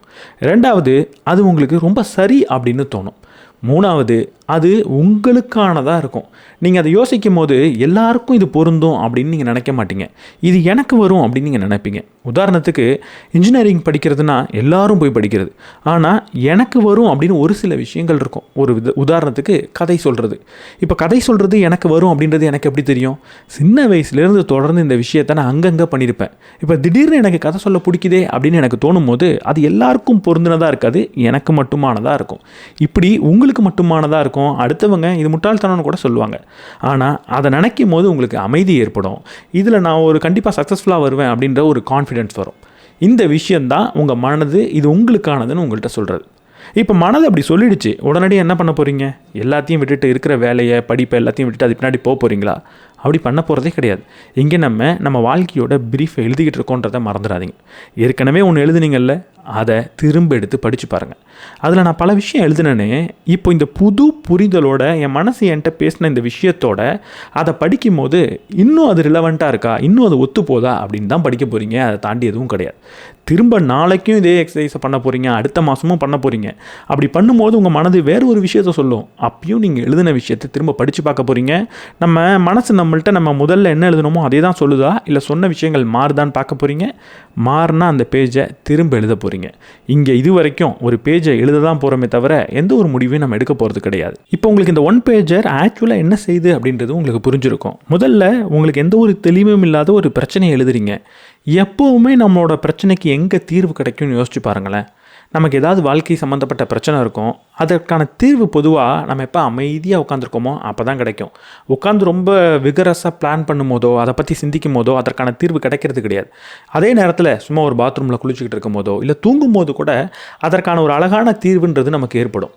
பல வல்லுநர்கள் சொல்லக்கூடிய விஷயம் என்னென்னா, நீங்கள் ஓய்வெடுக்கணும், அமைதியாக ஒரு இடத்துல உட்காரணும், கொஞ்சம் ஸ்டில்லாக இருக்கணும். அப்படி இருக்கும்போது மட்டும்தான் உங்கள் வாழ்க்கைக்கான க்ரியேட்டிவ் சொல்யூஷனை நீங்கள் கண்டுபிடிப்பீங்க. ஒரு படைப்பாற்றல் மிகுந்த தீர்வை உங்கள் வாழ்க்கைக்கு நீங்கள் அப்போ தான் கொண்டு வருவீங்கன்னு பல பேர் சொல்லியிருக்காங்க. ஆனால் இது வரைக்கும் நானும் கூட ரொம்ப அமைதியாக இருக்கணும், படைப்பாற்றல் மிகுந்த ஒரு பதில் கிடைக்கும் அப்படின்றது தெரிஞ்சிருந்தாலும் இதை எப்படி எக்ஸிக்யூட் பண்ணுறது, இது எப்படி நடைமுறைப்படுத்துறது அப்படின்றத வேற எங்கேயும் படித்தது கிடையாது. ஸோ இவங்க ரொம்ப சிம்பிளாக சொல்கிறாங்க, ஒரு பேஜ் எடுத்துக்கோங்க, ஒரு பேப்பர் எடுத்துக்கோங்க, அதில் உங்களோட பிரச்சனைகளை உங்களுக்கு என்னெல்லாம் தோணுதோ அதை அழகாக எழுதிடுங்க. எழுதுனதுக்கப்புறம் அது அப்படி தான் இருக்கணுன்ற அவசியம் கிடையாது. ஒவ்வொரு நாளும் திட்டமிட்டு கொஞ்சம் அமைதியாக உட்காருங்க. எந்த ஒரு டிஸ்ட்ராக்ஷனும் இல்லாமல் சும்மா உங்கள் மனதோடு பேசிகிட்டு இருங்க. உங்கள் மனது உங்களுக்கு தொடர்ந்து ஏதேதோ சொல்லிக்கிட்டே இருக்கும். அது சொல்ல திரும்ப இந்த ஒன் பேஜரை எடிட் பண்ணிக்கிட்டே வாங்க. சரியாக இருந்தால் அப்படியே விடுங்க, இல்லை மாற்றணுன்னா மாற்றுங்க. இந்த பேஜர் கொஞ்ச நாளுக்கு அப்புறம் எப்படி இருக்கும்னா, உண்மையாக உங்கள் வாழ்க்கையில் இப்போ என்ன பிரச்சனை இருக்குது, அதை எப்படி தீர்க்க போகிறீங்கன்ற கிளாரிட்டியை கொடுத்துரும். அதுக்கப்புறம் அதற்கான வேலையை நீங்கள் செஞ்சுக்கிட்டே வருவீங்க. கூடவே இந்த ஒன் பேஜரை அப்டேட் பண்ணிகிட்டே வருவீங்க. ஒரு கட்டத்தில் நீங்கள் பிரச்சனை எழுதுனதை தீர்த்துடுவீங்க. அதுக்கப்புறம் புது பிரச்சனை உருவாகும். அதை அப்போ உட்காந்து இதே வழியில் திருப்பீங்க. ஆக மொத்தத்தில் பார்த்தா உண்மையாக உங்கள் மனசுக்கிட்ட தொடர்ந்து பேசி உங்கள் வாழ்க்கையை ஒரு சால்வ் பண்ணக்கூடிய, தீர்க்கக்கூடிய ஒரு திட்டம் தான் இது. ஆனால் இங்கே நம்ம புரிஞ்சிக்க வேண்டிய ரொம்ப முக்கியமான விஷயம் இருக்குது. இங்கே இவங்க சொல்கிறது ரொம்ப ரொம்ப முக்கியம். அது ஒரு பேஜில் தான் இருக்கணும். நான் பாட்டுக்கு ஒரு டைரி மாதிரி எடுத்து 10-15 பக்கம் ஒரு புக் மாதிரி எழுதிக்கிட்டே இருந்தேன்னா இது பயனளிக்காது. ஒரே ஒரு பக்கத்தில் எழுதுறதுனால என்ன பயன் நமக்கு கிடச்சிரும்? முதல்ல ரொம்ப ரொம்ப முக்கியமாக ஒரு பேஜுக்குள்ளே என்னால் எல்லாத்தையும் எழுத முடியாது. என் வாழ்க்கையில் என்ன பிரச்சனைங்க இருக்குது அப்படின்னு கேட்டால், சும்மா உட்கார வச்சு பேசினா 3 மணி நேரம் பேசுவேன். ஆனால் ஒரு பேஜில் எழுத சொன்னால் 3 மணி நேரம் பேசுகிறதெல்லாம் எழுத முடியாது. எனக்கு பணம் பத்தலை, வயிறு நிறைய சாப்பிட்டேன்னா அதுக்கு மேலே என்னால் சாப்பிட முடியல, எனக்கு இன்ஸ்டாகிராம் ரீல்ஸ்லாம் ரொம்ப ரொம்ப போர் அடிக்க ஆரம்பிச்சிருச்சு, யூடியூப்பில் முழு வீடியோ என்னால் பார்க்க முடியல, வெறும் ஷார்ட்ஸ் தான் என்னால் பார்க்க முடியுது, நான் மெசேஜ் பண்ணால் என்னோடய ஃப்ரெண்ட்ஸ்லாம் எனக்கு ரிப்ளை பண்ண மாட்றாங்க, என் ஃப்ரெண்ட்ஸ்லாம் நல்லா இருக்காங்க ஆனால் எனக்கு மட்டும் வாழ்க்கை அமையலை. இப்படி எல்லா பிரச்சனையும் நான் எழுத மாட்டேன். ஒரு பேஜில் எழுதணுன்னா ஏதாவது ஒரு பிரச்சனையை முக்கியமாக என்னால் எழுத முடியும், இல்லை 2 பிரச்சனையை எழுத முடியும். கண்டிப்பாக சில பிரச்சனைகளை நான் தூக்கி போட்டாகணும். இப்படி முதல்ல நான் சிந்திக்க போகிறது என்னவாக இருக்கும்? ஒரு பக்கத்தில் எழுதணும்னு நினச்சிட்டா எந்த பிரச்சனைகளால் முதல்ல நான் தூக்கி போடலாம், எந்த பிரச்சனையில் ஃபோக்கஸ் பண்ணலான்னு யோசிப்பேன். அப்போது சின்ன சின்ன பிரச்சனைகளை தூக்கி போட்டுட்டு பெரிய பிரச்சனைகளை மட்டும்தான் எழுதுவேன். இங்கே ப்ரியாரிட்டைசேஷன் அப்படின்றது நடக்கும். உண்மையாக முக்கியம் வாய்ந்த பிரச்சனை என்ன அப்படின்றத நான் சிந்திப்பேன். 2வது, என் வாழ்க்கை முழுக்க பிரச்சனையாக இருக்குது, என் வாழ்க்கையே பிரச்சனை தான் அப்படின்னு புலம்புற பல பேரை பார்த்துருப்போம். அதற்கு காரணம் என்னென்னா, ஒவ்வொரு நிமிடமும் ஏதேதோ விஷயத்தை பிரச்சனைன்னு நினைக்கிறதுனால தான். எப்போவும் நமக்கு முன்னாடி ஒரே ஒரு பிரச்சனை இருந்தால் என் வாழ்க்கையே பிரச்சனைன்னு சொல்ல மாட்டேன். என் வாழ்க்கையில் ஒரு பிரச்சனை இருக்குது, அதை தீர்க்க போகிறேன் அப்படின்னு சொல்லுவேன். அப்போது ஒரு பேஜில் எழுதும் போது நம்ம ஓவர்வெல்ம் ஆக மாட்டோம். என் வாழ்க்கையே பிரச்சனை அப்படின்னு நமக்கு தோணாது. ஒரு பிரச்சனை இருக்குப்பா, அதை நான் ரொம்ப இன்ட்ரெஸ்டிங்காக உட்காந்து தீர்த்துக்கிட்டு இருக்கேன் அப்படின்னு தான் நமக்கு தோணும். 3வது, உனக்கு என்ன தாண்டா பிரச்சனை அப்படின்னு யாராவது வந்து கேட்டால் நீங்கள் என்னோடய பிரச்சனை என்ன தெரியுமா அப்படின்னு தெளிவாக சொல்வீங்க. உங்களால் கம்யூனிகேட் பண்ண முடியும். ஒரு உதாரணத்துக்கு உங்களோட லைஃப் பார்ட்னர் இருக்காங்க, பிஸ்னஸ் பார்ட்னர் இருக்காங்க, ஃப்ரெண்ட்ஸ் இருக்காங்க. அவங்க கூட உங்களுக்கு உறவு நல்லா இருக்கணும்னா உங்களோட பிரச்சனை என்னன்னு தெளிவாக உங்களுக்கு சொல்லணும். என் வாழ்க்கையில் எவ்வளோ பிரச்சனை இருக்குது தெரியுமா, உனக்கெல்லாம் என்னை பற்றி என்ன தெரியும், நீலாம் நல்லா இருக்க அப்படின்னு நான் புலம்பாமல் என் வாழ்க்கையில் இந்த பிரச்சனை இருக்குது, இதை நான் இப்படி தீர்க்க போகிறேன்னு தெளிவாக சொல்லுவேன். கம்யூனிகேட் பண்ண அது யூஸ்ஃபுல்லாக இருக்கும். இப்போ உங்களுக்கு இந்த 1 பேஜர் பற்றி புரிஞ்சிருக்கும்னு நினைக்கிறேன். இது ஏதோ ஒரு டாக்குமெண்ட் மாதிரி எழுதி ஒரு மாயாஜாலம் பண்ணி ஒரு மந்திரம் பண்ணி உங்கள் வாழ்க்கையை மாற்றுற விஷயம் கிடையாது. எப்போவுமே இந்த 1 பேஜுன்றது உங்கள்கிட்ட இருக்கணும். அதில் ஒரு விஷயத்தை நீங்கள் எழுதணும், தொடர்ந்து அதை அப்டேட் பண்ணிக்கிட்டே இருக்கணும். அது மாறிக்கிட்டே வரும், அது மெச்சூர் ஆகிட்டே இருக்கும். அதுக்கு நீங்கள் தொடர்ந்து அவ்வப்போது தனிமையில் உங்கள் மனதோட பேசணும், ஸ்டில்னஸில் இருக்கணும். உங்களுக்கு வாழ்க்கையில் போர் அடிக்கணும். அடுத்து நம்ம செய்ய போகிறது ரொம்ப ரொம்ப முக்கியமான ப்ராசஸ். அது என்ன தெரியுமா? நம்ம வாழ்க்கையில் நம்மளோட பிரச்சனையை தீர்க்க விடாமல் தடுக்கக்கூடிய சில விஷயங்கள் இருக்குது. ஒரு உதாரணத்துக்கு அதை நம்ம குப்பை அப்படின்னு சொல்லலாம். இந்த குப்பைகளை ஒழுங்காக நம்ம அங்கேருந்து அகற்ற போகிறோம். பொதுவாக குப்பையை அகற்றணும்னா என்ன நம்ம செய்யணும்? அது எந்த வகையான குப்பைன்னு பிரித்து வைக்கணும். மக்கும் குப்பையா, ரீசைக்கிளபிள் குப்பையா அப்படின்னு அதை தனித்தனியாக பிரித்து தான் அதை எப்போவுமே நம்ம டிஸ்போஸ் பண்ணணும். அந்த மாதிரி உங்கள் வாழ்க்கையில் வளர விடாமல் தடுக்கக்கூடிய குப்பையையும் முதல்ல நம்ம வகைப்படுத்தணும். வகைப்படுத்துகிறதா அப்படி என்ன இருக்குது அப்படின்னு கேட்டிங்கன்னா, உங்கள் வாழ்க்கையில் நீங்கள் பிரச்சனைன்னு நினச்சிட்டு இருக்க பல விஷயங்கள், முக்கியமாக உங்கள் பிரச்சனையை தீர்க்கும் போது இது ஏன் தீர்க்க முடியாது தெரியுமான்னு உங்களோட மனது உங்கள்கிட்ட சொல்லக்கூடிய விஷயங்கள் 3 வகைப்படும். முதல்ல அது உங்களோட மைண்ட் ரிலேட்டட், உங்களோட எண்ணம் சார்ந்தது. நான் அவ்வளவு பெரிய ஆள்லாம் கிடையாது, நான் சாதாரண ஆள், என்னால் அப்படியெல்லாம் எதுவும் செய்ய முடியாது, நான் ஒரு வேலைக்கு போய் தான் ஆகணும், நான் அவ்வளவு பெரிய ஒரு டேலண்டட் கிடையாது, அதனால் என்னால் ஒரு க்ரியேட்டிவ் பாத்தை நோக்கி போக முடியாது, நான் இந்த வேலைக்கு தான் ஒத்து வருவேன், நான் அவ்வளோ பெரிய வளர்ச்சிலாம் எனக்கு எப்படி கிடைக்கும், நான் ஒழுங்காக படிக்காதவன், எனக்கு அறிவு இல்லை. இப்படி என்னை பற்றியே நான் வச்சுருக்கக்கூடிய ஒப்பீனியன், என்னை பற்றியே நான் வச்சுருக்கக்கூடிய ஜட்ஜ்மெண்ட், அது என்னை பற்றியாக இருக்கட்டும், இல்லை அடுத்தவங்களை பற்றியாக இருக்கட்டும், சூழலை பற்றியாக இருக்கட்டும், இப்படி நான் ஜட்ஜ் பண்ணக்கூடிய விஷயமும், நான் நினைக்கக்கூடிய விஷயமும், நான் நம்பக்கூடிய விஷயமும் இந்த மனது ரீதியான ஒரு குப்பைன்னு வச்சுக்கோங்க. அடுத்து உணர்வு ரீதியான குப்பைகள் வரும். அதை நினச்சாலே எனக்கு பயமாக இருக்குது, எப்பா இந்த வேலையை விட்டுட்டு போகிறதெல்லாம் பார்த்தாலே பயமாக இருக்குது, எனக்கு ரொம்ப சோகமாக இருக்குது இந்த விஷயத்தை பார்த்தா அப்படின்னு நிறைய உணர்வுகள் ஏற்படும் நம்மளோட பிரச்சனையை பார்க்கும்போது. அந்த உணர்வுகள்லாம் என்னோட உணர்வு ரீதியான குப்பைகள். 3வது, இது முக்கியமான குப்பை. இது என்ன தெரியுமா? உண்மை குப்பை. என்கிட்ட பணமே இல்லையே, நான் எப்படி இதெல்லாம் செய்கிறது, இந்த வேலையை விட்டுட்டு என்னோடய ட்ரீமை நோக்கி போனால் அடுத்த 1 வருஷம் 2 வருஷத்துக்கு எனக்கு யார் சாப்பாடு போடுவா, என் பேங்க்கில் 0 rupees இருக்குது, இல்லை என்கிட்ட ஒரு 10 லட்ச ரூபாய்க்கு லோன் இருக்குது, நான் என்ன செய்வேன் அப்படின்னு கேட்டிங்கன்னா, இது உண்மை, இதை யாராலையும் ரொம்ப மாற்றிட முடியாது. இதுவும் ஆனால் குப்பை தான். இந்த விஷயமும் உங்கள் வாழ்க்கையில் உங்களுக்கு என்ன தேவையோ அதை அடைய விடாமல் தடுக்கலாம். இந்த விஷயங்களை முதல்ல நம்ம வகைப்படுத்தணும். இங்கே எதையும் நம்ம தூக்கி போட போகிறது கிடையாது, எல்லாமே ரொம்ப ரொம்ப மதிக்க வேண்டிய விஷயம்தான். இந்த குப்பைகள்லாம் உண்மையாக உங்களோட பிரச்சனையை தீர்க்க விடாமல் தடுக்கலை. இந்த குப்பைகளை சரியாக புரிஞ்சுக்கிட்டோன்னா நம்மளோட பிரச்சனை என்னன்றதையே இந்த குப்பை தான் நமக்கு காட்டுது. அப்போ அடுத்து நீங்கள் என்ன பண்ண போகிறீங்க? முதல் பேஜில் 1 பேஜ் எழுதுனீங்க, அதுக்கு பின்பக்கமே எடுத்து உங்கள் மனது சொல்லக்கூடிய குப்பையெல்லாம் எழுதுங்க. ஆனால் எழுதும் போது என்ன எழுத போகிறீங்க? மேலே மனதுன்னு போட்டுக்கோங்க, அடுத்து உணர்வுன்னு போட்டுக்கோங்க, இல்லை கீழே நிஜம்னு போட்டுக்கோங்க. நீங்கள் தோணக்கூடிய விஷயத்தெல்லாம் கரெக்டாக வகைப்படுத்துங்க. இது ஏன் ரொம்ப முக்கியம் தெரியுமா? என்கிட்ட காசு இல்லை அப்படின்றது ஒரு உண்மை சார்ந்த குப்பையாக இருக்கும். என்கிட்ட டேலண்ட்டே கிடையாது அப்படின்னு சொல்கிறது என்னவாக இருக்கும்? அது மனது சார்ந்த ஒரு குப்பை. இந்த மனது சார்ந்த குப்பை எப்போவுமே உண்மையாக இருக்கணுன்ற அவசியம் கிடையாது. ஆனால் உண்மை எப்போவுமே உண்மையாக தான் இருக்கும். ஆனால் நம்ம என்ன பண்ணிவிடுவோம்னா, இந்த 2த்தையும் உண்மைன்னு நினச்சி அதனால பெரிய பிரச்சனை என்கிட்ட இருக்குன்னு நினச்சி பயந்துட்டுருப்போம். என்கிட்ட காசு இல்லைன்றது உண்மையான பிரச்சனை. காசு இல்லாமல் என்னால் நினச்ச விஷயத்தை உடனடியாக செஞ்சிட முடியாது. ஆனால் அதே நேரத்தில் என்கிட்ட டேலண்ட் இல்லைன்னு நினச்சா அது உண்மை கிடையாது. என்னால் டேலண்ட்டை வளர்த்துக்க முடியும், ஸ்கில்லை வளர்த்துக்க முடியும்.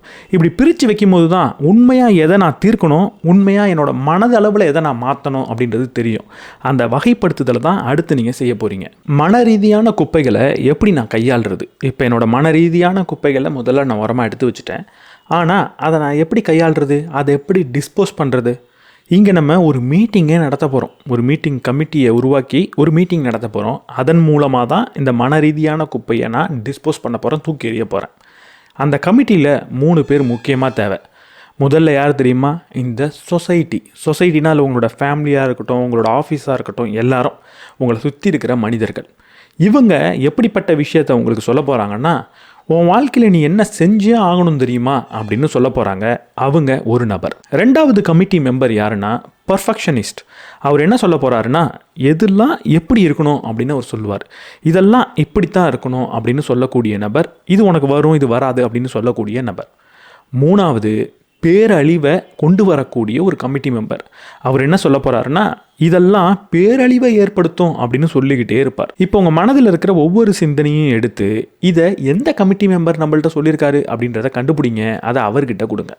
சில சமயம் நீ வளர்ந்துட்ட, உனக்கு 25 வயசு ஆகுது, இப்போ போய் ஏதோ ட்ரீமை நோக்கி போகிறேன்னு சொல்கிற. வேலைக்கு போகிறது எவ்வளோ முக்கியம் தெரியுமா?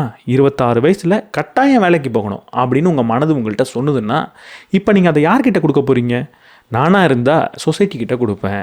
நீ இதை செஞ்சே ஆகணும்னு சொல்லக்கூடிய நபர் கையில் கொடுப்பேன். அவர்கிட்ட இதை நான் எழுதுவேன். சில சமயம் நமக்கு தோணும், நம்ம அவ்வளவு சிறப்பான ஆள் இல்லை, நம்ம அந்த டிகிரி படிக்கலை, இந்த டிகிரி படிக்கலை, நம்ம படித்த டிகிரியை வச்சு இதெல்லாம் சாதிக்க முடியாது, நம்மளோட ட்ரீமை நோக்கி நம்ம போக முடியாது அப்படின்னு தோணும்.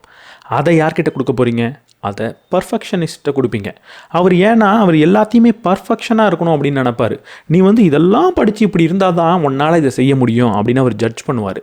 சில சமயம் அவர் என்ன சொல்லுவாருன்னா, நீ முதல் தடவை செய்யும் போதே சக்ஸஸ் ஆகிடணும், ஒரு 5 வாட்டி செஞ்சுன்னா நீ இந்த லெவலுக்கு ரீச் ஆகணும், ரீச் ஆகலை அப்படின்னா நீ வேஸ்ட், அது உனக்கு லாய்க்கு இல்லை அப்படின்னு சொல்லுவார். எது எப்படி இருக்கணும், நீ பர்ஃபெக்டாக இருக்கணும் அப்படின்னு சொல்லிக்கிட்டே இருக்கக்கூடிய நபர் இவர். ஸோ எனக்கு இது வராது, எனக்கு டேலண்ட் இல்லை, நான் ஒழுங்காக படிக்கலை, நான் அப்போ இதை செய்யலை அப்படின்லாம் தோணுதுன்னா அந்த எண்ணத்தை இவர்கிட்ட கொடுக்க போகிறேன், இவர்கிட்ட எழுத போகிறேன். 3வது நபர், இவர் எப்படிப்பட்ட எண்ணத்தை நம்ம கொடுப்பாருன்னா, வேலையை விட்டு வரேன்னு சொல்கிறியே, ட்ரீமை நோக்கி போகிறேன்னு சொல்கிறியே, வாழ்க்கையே அழிஞ்சு போயிடுமே அப்படின்னு சொல்லுவார். 20 வயசில் உன் கையில் சேவிங்கே இல்லைன்னா வாழ்க்கையே முடிஞ்சு போயிடுச்சு இல்லை அப்படின்னு சொல்லக்கூடிய நபர் அவர். இப்படிலாம் நமக்கு சொல்லக்கூடிய எண்ணத்தை எங்கே கொண்டு போய் கொடுக்க போகிறீங்க? இதெல்லாம் இந்த 3வது நபர்கிட்ட கொடுக்க போகிறீங்க. பேரழிவை உருவாக்கக்கூடிய இந்த நபர்கிட்ட கொடுக்க போகிறீங்க. இந்த நபர்கிட்ட கொடுக்கறதுன்னு நான் சொல்கிறது என்ன? இதுவும் ஒரு பேப்பரில் எழுதுங்க. உங்கள் மைண்டில் இருக்கக்கூடிய இந்த மாதிரி சிந்தனைகளை எந்த வகையான சிந்தனைன்னு பிரித்து எழுதுங்க. இப்படி பிரித்து எழுதினோடனே என்னாகும்? அப்படியே அது காணா போயிடுமா? காணா போகாது. அடுத்து நீங்கள் செய்ய போகிறது 3 முக்கியமான கேள்வியை கேட்க போகிறீங்க. முதல் கேள்வி, இது உண்மையா அப்படின்னு கேட்க போகிறீங்க.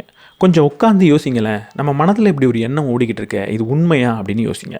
நம்மக்கிட்ட டேலண்ட்டே இல்லைன்னு நம்ம நினச்சிக்கிட்டு இருக்கோமே, உண்மையா? டேலண்ட்டுன்றது ஒரு பயிற்சி பண்ணால் தானே வரும். அப்போ நான் பயிற்சி பண்ணலன்னு தானே சொல்லணும், நான் பயிற்சி பண்ணது எனக்கு கிடச்சிரும் தானே சொல்லணும். நான் ஏன் டேலண்ட்டே இல்லை அப்படின்னு சொல்கிறேன் அப்படின்னு கேட்டு பாருங்கள். நீங்கள் எந்த பிரச்சனையாக வேணா இருக்கட்டும், எப்படிப்பட்ட ஒரு குப்பையாக வேணா இருக்கட்டும், அது உண்மையானு கேளுங்க, அது உங்களுக்கு பதில் கிடைக்கட்டும். ஆனால் பதில் கிடைக்கிறதுக்கு முன்னாடி நான் ஒரு ஸ்பாய்லர் சொல்லவா? நீங்கள் நினச்சிக்கிட்டு இருக்க அந்த விஷயம் உண்மை கிடையாது. ஏன்னா நீங்கள் அவ்வளவு பெரிய திறமைசாலியாக இருப்பீங்கன்னு எனக்கு தோணலை. எவ்வளோ பெரிய திறமைசாலி, உங்கள் மனதில் இருக்கிற எல்லாமே உண்மையாக இருக்கிற அளவுக்கு நீங்கள் பெரிய திறமைசாலி கிடையாது. அப்படி இருந்திருந்தால் எங்கேயோ நம்ம போயிருப்போம். நீங்கள் இந்த உலகத்தையே மாற்றி அமைச்சிருக்கலாம். நம்ம அவ்வளோ பெரிய ஆள்லாம் கிடையாது. நம்ம மனதில் இருக்கிற பல விஷயங்கள் தப்பாக இருக்கும். சொல்லப்போனால் இப்படிப்பட்ட விஷயங்கள் எப்போவுமே தப்பாக தான் இருக்கும். இது நம்மளோட பயத்துலேருந்து வர விஷயமா இருக்கும், இல்லை யாரோ ஒரு நபர் சொல்லிக் கொடுக்குற விஷயமா இருக்கும். அதனால கிட்டத்தட்ட 99% நீங்கள் எது உங்களோட தடைன்னு நினச்சிக்கிட்டு இருக்கீங்களோ அது உண்மையாக இருக்க வாய்ப்பில்லை. 2வது, இந்த விஷயத்தை உண்மைன்னு நான் நினச்சிக்கிட்டு இருக்கேனே, இப்போது அதற்காக எந்த விலையை கொடுக்குறேன்? இந்த வேலையை விட்டு போயிட்டா நம்ம வாழ்க்கையே அவ்வளோதான் நான் நினைக்கிறேனே, நம்புகிறேனே, அதுக்காக நான் என்ன விலை கொடுக்குறேன்? இந்த வேலையிலேயே இருக்க போகிறேன், எனக்கு பிடிக்காத இந்த இடத்துலையே என் வாழ்க்கையை கழிக்க போகிறேன் அப்படின்னு எழுதுங்க. இதோட விலை என்ன அப்படின்னு எழுதுங்க.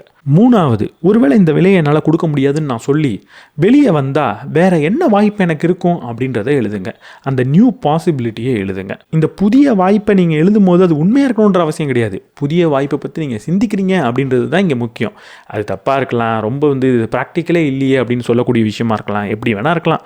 ஆனால் நீங்கள் அதை சிந்திக்க ஆரம்பிக்கிறீங்கன்றது தான் இங்கே முக்கியம். இப்படி இந்த விஷயத்தை எல்லாத்தையும் எழுதிட்டிங்கன்னா அவங்க மன ரீதியான குப்பைகள் காணா போயிடுமானா காணா போகாது. ஆனால் குப்பைகளை புரிஞ்சுப்பீங்க. இந்த குப்பைகளை எப்போ புரிஞ்சுக்கிறோமோ கொஞ்சம் கொஞ்சமாக அதை நம்மளால் காணடிக்க முடியும். அடுத்து நம்மளோட உணர்வு ரீதியான குப்பைகளை கட்டாயம் புரிஞ்சுக்கிட்டாகணும். பல வகையான உணர்வுகள் வரும். இது எல்லாத்தையும் பார்த்து எது சரி, எது தப்பு, எது உண்மையாக நமக்கு பயம், எது கில்ட் அப்படின்றத கண்டுபிடிக்கிறது ரொம்ப ரொம்ப கஷ்டம். அதனால கொஞ்ச நேரம் ஒவ்வொரு நாளும் இந்த உணர்வு ரீதியான குப்பைகளை அனலைஸ் பண்ணுறதுக்காக நம்ம செலவிட்டே ஆகணும். எப்படி இதை அனலைஸ் பண்ண போகிறோம்? ஓகே, இது இப்படிப்பட்ட எமோஷன், இதை எப்படி நான் சால்வ் பண்ணுறது, இதை எப்படி டேக்கிள் பண்ணுறது, இதை எப்படி நான் தூக்கி போடுறது அப்படின்லாம் யோசிக்க போகிறது கிடையாது. உண்மையாக ஒரு எமோஷன் என்னன்றதை புரிஞ்சுக்கிட்டு அதை உணர போகிறோம், அதை அனுபவிக்க போகிறோம். உணர்வுகளை எப்போவுமே தூக்கி எறிகிறதோ மாற்றுறதோ இல்லை அதை தீர்க்கிறதோ அப்படிப்பட்ட ஒரு விஷயமே கிடையாது. உணர்வுகளை உணர்றது மூலமாக மட்டும்தான் அதிலிருந்து உங்களால் வெளியே வர முடியும். அப்போ உங்களோட கனவை நோக்கி போக விடாமல் தடுக்கக்கூடிய உணர்வுகளை நீங்கள் முழுமையாக அனுபவிச்சாகணும். அதற்கு முன்னாடி இந்த உணர்வு எப்படிப்பட்ட உணர்வுன்ற புரிதல் நமக்கு வேணும். ஒரு 4 வகையான உணர்வுகள் தான் உங்களுக்கு எப்போவுமே வரும். ஒரு இருக்கிற விஷயத்தை விட்டுட்டு ஏதோ ஒரு கனவை நோக்கி போகிறீங்கன்னா கண்டிப்பாக 4 வகையான உணர்வுன்றது கட்டாயம் வரும். அதில் எது உங்களுக்கு இப்போ வருதுன்றதை புரிஞ்சுக்கிட்டிங்கனாலே அதை நீங்கள் உணரும் போது கொஞ்சம் கொஞ்சமாக ஓகே இது வர்றது தப்பு கிடையாது அப்படின்னு நீங்கள் ஃபீல் பண்ண ஆரம்பிப்பீங்க. முதல் டைப் என்ன தெரியுமா? புதுசாக வர விஷயத்தை பார்த்து நம்ம பயப்படுறதோ இல்லை அதை பற்றிய உணர்வுகளாக இருக்கும். உதாரணத்துக்கு என்கிட்ட ஒரு வேலை இருக்குது, எனக்குன்னு ஒரு குடும்பம் இருக்குது, இதை வச்சு சந்தோஷமாக இருக்கிறத விட்டுட்டு ஏதோ பறக்கிறதுக்கு ஆசைப்பட்றேனே, நீலாம் மனுஷனாடா, பேராசை பிடிச்சவனா இருக்கியே, செல்ஃபிஷாக இருக்கியே அப்படின்னு நமக்கு தோணும். புதுசாக வர விஷயத்தை பார்த்து ஏதோ ஒரு சம்மந்தமில்லாத உணர்வு வரும். நமக்கே ஒரு கில்ட் வரும், இருக்கிறத வச்சு சந்தோஷமாக இல்லாமல் எதுக்கோ ஆசைப்படுறோமே அப்படின்னு தோணும். ரெண்டாவது என்னென்னா, நம்ம விட்டுட்டு போகிற விஷயத்தை பார்த்து சில உணர்வுகள் வரும். இப்போ ஒரு வேலையில் இருக்கும், அந்த வேலையை விட்டுட்டா அதுக்கப்புறம் வேலையே கிடைக்காதே அப்படின்ற ஒரு பயமாக இருக்கட்டும். இல்லை ஒரு வேலை இருக்குது, ஒரு குடும்பம் இருக்குது, இந்த வேலைக்கு போனால் தான் குடும்பத்தை பார்த்துக்க முடியும், இதை தூக்கி போடுறோமே நம்ம எவ்வளவு மோசம் அப்படின்னு தோணும். அடுத்த வகையான உணர்வு ஒரு பயம், ஒரு டிஸப்பாயின்மெண்ட்டை பார்த்து பயப்படுறது. எப்போவுமே புதுசாக ஒரு விஷயத்தின் மீது ஆசைப்படும் போது அங்கே நம்ம தோற்று போகிறதுக்கான வாய்ப்பு இருக்குது. நம்ம தோற்று போயிடுவோமோ அப்படின்னு பயப்படுறது. நம்ம ஆசைப்படுறது ஒரு பெரிய விஷயம், அது கிடைக்காம போயிட்டுனா என்ன பண்ணுறது அப்படின்னு யோசிக்கும் போது அடி வயிற்றில் ஒரு புளியை கரைக்கிற மாதிரி இருக்கும். இந்த மாதிரி உணர்வுகள் பல தடவை நமக்கு வரும். இது எல்லாத்த விட ரொம்ப பொதுவான ஒரு உணர்வு இருக்குது. அது என்ன தெரியுமா? அடுத்தவங்க என்ன சொல்லுவாங்களோ அப்படின்ற ஒரு உணர்வு வரும். நம்ம ஏதோ ஒரு விஷயத்தை விட்டுட்டு ஏதோ புதுசாக முயற்சி பண்ணுறோமே, அவங்க பார்த்து சிரிப்பாங்களோ, அவங்க நம்மளை முட்டாள்னு சொல்லிடுவாங்களோ, அவங்க நம்மளை பொறுப்பு இல்லாதவன் சொல்லிடுவாங்களோ அப்படின்ற ஒரு எண்ணம் நமக்கு வந்துக்கிட்டே இருக்கும். இப்படிப்பட்ட உணர்வுகள் வரும்போது என்ன பண்ண போகிறீங்க? ரொம்ப ரொம்ப சிம்பிளான ஒரு ஸ்ட்ராட்டஜியை பண்ணுங்கள். உங்களுக்கு வரக்கூடிய உணர்வுகள் எல்லாத்தையும் எழுதுங்க. அது எந்த வகைன்றதை டீட்டெயிலாக எழுதுங்க. இப்படி எழுதுனதுக்கப்புறம் என்ன பண்ண போகிறீங்க? இப்போ உங்களுக்கு எந்த உணர்வு இருக்கோ அதை கையில் எடுத்துக்க போகிறீங்க. அது கூட பொறுமையாக உட்கார போகிறீங்க. ஒரு 7, 8, 10 நிமிஷம் அதை முழுமையாக அனுபவிக்க போகிறீங்க. அது உங்களுக்கு பயத்தை கொடுத்தா நீங்கள் பயப்பட போகிறீங்க. இப்படி அந்த பயம் வந்துக்கிட்டே இருக்கும்போது உடம்புல அந்த பயம் எப்படிப்பட்ட ரியாக்ஷனெல்லாம் கொடுக்குதுன்றதை கவனிக்க போகிறீங்க. இந்த பயத்தை நீங்கள் கவனிக்கும் போது ஒரு விஷயத்த சொல்ல போகிறீங்க. இப்போ நான் பயந்துக்கிட்டு இருக்கேன், அதற்கு காரணம் புதுசாக வர ஒரு விஷயமா இருக்கலாம், அடுத்தவங்க என்ன சொல்லுவாங்க அப்படின்றதா இருக்கலாம், இல்லை நான் விட்டுட்டு போகிற விஷயமா இருக்கலாம், அதை பார்த்து நான் பயப்படுறேன். இது சாதாரணமாக வரக்கூடிய ஒரு நிகழ்வு தானே தவிர இது உண்மையாக இருக்கணுன்ற அவசியம் கிடையாது. இதே என்னால் மாற்றி அமைக்க முடியும் அப்படின்னு சொல்ல போகிறீங்க. இல்லை நீங்கள் கொஞ்சம் எக்ஸ்பீரியன்ஸ்டாக இருந்தீங்கன்னா இதுக்கு முன்னாடியும் ஏதோ ஒரு விஷயத்தை பார்த்து பயந்துருப்பீங்க. அது இப்போது உங்கள் வாழ்க்கையவே மாற்றக்கூடிய நிகழ்வாக இருந்திருக்கும். நல்ல வேளை அதை பயந்து விடாமல் இருந்தேன், அதை பயந்தாலும் அதை நான் செஞ்சதுனால இன்றைக்கி எனக்கு நல்ல நிலைமையில் இருக்கேன்னு உங்களுக்கு தோணலாம். அதை உங்களுக்கு நீங்களே ஞாபகப்படுத்திக்க போகிறீங்க. எந்த வகை உணர்வு வந்தாலும் அதை முழுமையாக அனுபவிக்க போகிறீங்க. அது எதனால் வருதுன்ற டெஃபினேஷனை உங்களுக்கு நீங்களே சொல்லிக்க போகிறீங்க. அதை இதற்கு முன்னாடி நீங்கள் எப்படி கையாண்டீங்க அப்படின்றத சொல்ல போகிறீங்க. கையாண்டிருந்தா இல்லைனாலும் இதை என்னால் கையாள முடியும், இதை தாண்டியும் என்னால் போக முடியும் அப்படின்னு உங்களுக்கு நீங்களே சொல்ல போகிறீங்க. இதையும் உங்களோட 1 பேஜரில் எழுத போகிறீங்க. அடுத்தது ரொம்ப ரொம்ப இன்ட்ரெஸ்டிங்கான குப்பைகள். இது என்ன தெரியுமா? நிஜ குப்பைகள். இதை உண்மையாக நம்ம தீர்த்தே ஆகணும். இதை அப்படியே தூக்கி போட முடியாது. அப்போது இந்த குப்பைகள் எப்படி நான் தீர்க்கிறது? சில சமயம் எனக்கு இஎம்ஐ இருக்குங்க, வீட்டு இஎம்ஐ எடுத்துக்கிட்டேன், இன்னும் ஒரு 25 வருஷத்துக்கு இஎம்ஐ கட்டணும். அப்புறம் எப்படி இந்த வேலையை நான் விடுறது? என்னோட ட்ரீமை நோக்கி நான் போகிறது? அப்போ 25 வருஷம் கழித்து போய்க்கலான்னு விட்டுறவா? 25 வருஷம் கழிச்சு என்னோட ட்ரீமை நோக்கி என்னால் போக முடியாது அப்படின்னு நீங்கள் கேட்பீங்க. இது உண்மையான நிஜ குப்பை. இதை எப்படி நம்ம சால்வ் பண்ண போகிறோம்? முதல்ல புரிஞ்சிக்க வேண்டியது, இப்படி நிஜமாக இருக்கக்கூடிய பிரச்சனைகள்னு எடுத்திங்கன்னா 5, 10 தான் உங்கள்கிட்ட இருக்கும். மற்ற எல்லாமே ஒன்று உங்களோட உணர்வு சார்ந்த பயங்களாக இருக்கலாம், இல்லை உங்கள் மனது சார்ந்த சில நம்பிக்கைகளாக இருக்கலாம். அதை நீங்கள் கொஞ்சம் தெளிவுபடுத்தி ஓரமாக எடுத்து வச்சிட்டிங்கன்னா உண்மையாக உங்களை தடுக்கிறது என்னன்றது இப்போ லிஸ்ட்டு உங்கள் கையில் இருக்கும். இப்போ நீங்கள் என்ன தெரியுமா பண்ண போகிறீங்க? இந்த ஒரு பிரச்சனையும் எப்படி தீர்க்கிறதுன்னு பக்கத்தில் எழுத போகிறீங்களா? அதுதான் நான் சொல்வேன்னு நீங்கள் நினச்சிருப்பீங்க. ஆனால் அது கிடையவே கிடையாது. இந்த பிரச்சனைகளை தீர்த்துட்டு தான் என்னோடய ட்ரீமை நோக்கி நான் போகணுன்னு நினச்சா நீங்கள் போக மாட்டீங்க அப்படின்னு அந்த பேப்பரை கிழிச்சிடலாம். அப்போது இந்த பிரச்சனைகளை தீர்க்கறதுக்கு முன்னாடியே என்னோடய ட்ரீமை நோக்கி எப்படி போகிறது? கேட்குறதுக்கு ப்ராக்டிக்கலாகவே இல்லைன்னு தோணுனா இந்த உலகத்தில் இருக்கிற எல்லாருமே அவங்களோட பிரச்சனைகளை அப்படியே வச்சுக்கிட்டு தான் அவங்க ட்ரீமை நோக்கி போயிருக்காங்க. அப்போ இங்கே நம்ம என்ன பண்ணணும்னா, இந்த பிரச்சனைகளை தீர்க்கிறது எப்படின்னு யோசிக்கிறதுக்கு பதிலாக இந்த பிரச்சனைகளோடையே என்னோட கனவை நோக்கி நான் எப்படி போகிறது அப்படின்னு நீங்கள் யோசிக்க போகிறீங்க. என்ன செய்யலாம்? அதுக்கு தான் முதல்ல நீங்கள் உங்களோட வாழ்க்கையை ஒரு ஆடிட் பண்ணணும். என்ன ஆடிட் பண்ண போகிறீங்க? உங்கள் வாழ்க்கையில் ஒரு 3 விஷயத்தை தெளிவாக எழுத போகிறீங்க. முதல்ல நேரம். உங்களோட நேரம் எப்படியெல்லாம் அமைஞ்சிருக்குன்றதை தெளிவாக எழுதுங்க. இந்த நேரத்தை பொறுத்த வரைக்கும் சில வகையான நேரங்கள் உங்கள்கிட்ட இருக்கும். ஒன்று ஃபிக்ஸட் டைம், நிர்ணயிக்கப்பட்ட நேரம். நீங்கள் தூங்குறது இவ்வளவு நேரம் தான் அப்படின்னு நிர்ணயமானது. வேலைக்கு போகிறதுன்றது இவ்வளவு நேரம் தான். வேலைக்கு போயிட்டு வர அந்த கம்யூட் அப்படின்றது இவ்வளவு நேரம் தான். இதெல்லாம் மாற்ற முடியாது. அதை அப்படியே எழுதுங்க. ரெண்டாவது மெயின்டெனன்ஸ்க்கான நேரம். மெயின்டெனன்ஸ்க்கான நேரம்னா என்ன? நீங்கள் குளிக்கிறதா இருக்கலாம், வீட்டை சுத்தம் பண்ணுறதா இருக்கலாம், சாப்பிட்ட பாத்திரத்தை கழுவுறதா இருக்கலாம். இதெல்லாம் மெயின்டெனன்ஸ் பண்ணியாகணும். இதையும் எழுதுங்க. மூணாவது நேரம் என்ன தெரியுமா? வேம்பயர்ஸ்க்கான நேரம். இது என்ன தெரியுமா? சும்மா வீணடிக்கிறது. ரீல்ஸ் பார்ப்பேன் நான் தினமும் ஒரு 4 மணி நேரம். நான் டிவியில் தினமும் ஒரு 4 எபிசோட் பார்த்தா தான் என்னால் தூங்க முடியும் அப்படின்னு இருக்குல்ல. இதெல்லாம் வேம்பயர் டைம்னு எழுதுங்க. இப்போ தான் உங்களுக்கு தெரியும் எவ்வளவு நேரம் உங்கள்கிட்ட இருக்குது அப்படின்னு. இந்த நேரத்தை தெளிவாக எழுதுனீங்கன்னா மேபி உங்களுக்கு வாரத்துக்கு 5 இல்லை 6 மணி நேரம் இருக்குன்னே வச்சுப்போமே. அதை முதல்ல புரிஞ்சுக்கோங்க. அடுத்து பணத்தை பற்றி எழுதுங்க. இந்த பணத்துலேயும் சில விஷயங்கள் தவிர்க்க முடியாததாக இருக்கும். அதை முதல்ல எழுதுங்க. வீட்டுக்கு கட்ட வேண்டிய வாடகை, ஸ்கூல் பசங்களுக்கு கட்ட வேண்டிய ஸ்கூல் ஃபீஸ், இல்லை நான் கட்ட வேண்டிய ஒரு ஹெல்த்துக்கான ஒரு ஃபீஸ் அப்படின்னு எல்லாத்தையும் தெளிவாக எழுதுங்க.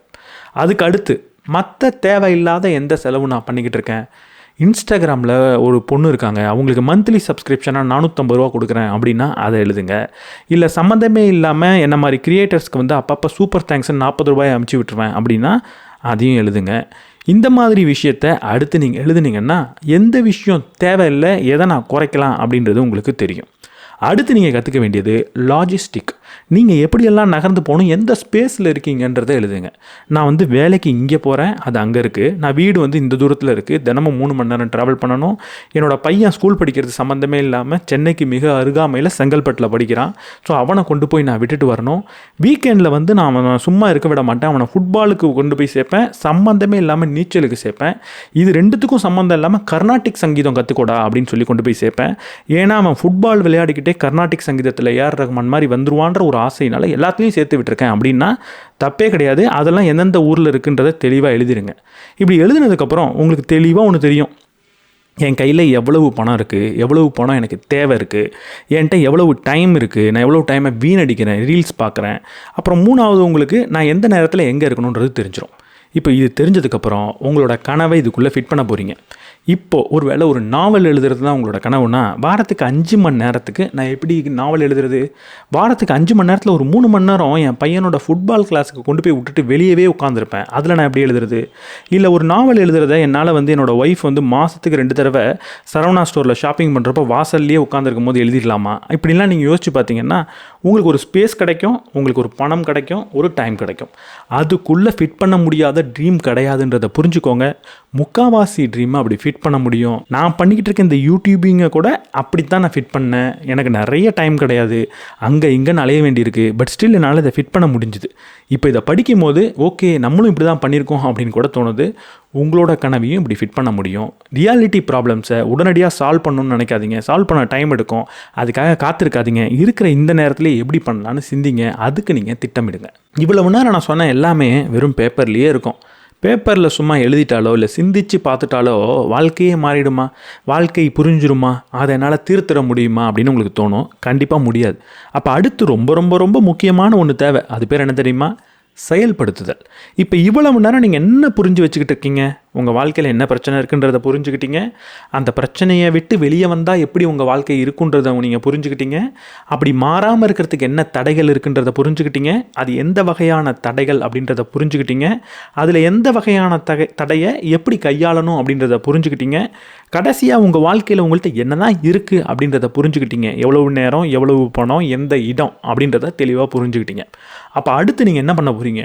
இதை தெரிஞ்சால் நான் எப்படி என்னத்தை செயல்படுத்திட போகிறேன், எப்படி செயல்படுத்துறது? இங்கே அடுத்து நீங்கள் இமிடியேட்டாக எதையும் செயல்படுத்த போகிறதில்ல. அடுத்து நீங்கள் பண்ண போகிறதோட பேர் பரிசோதனை. என்ன பரிசோதனை பண்ண போகிறீங்க?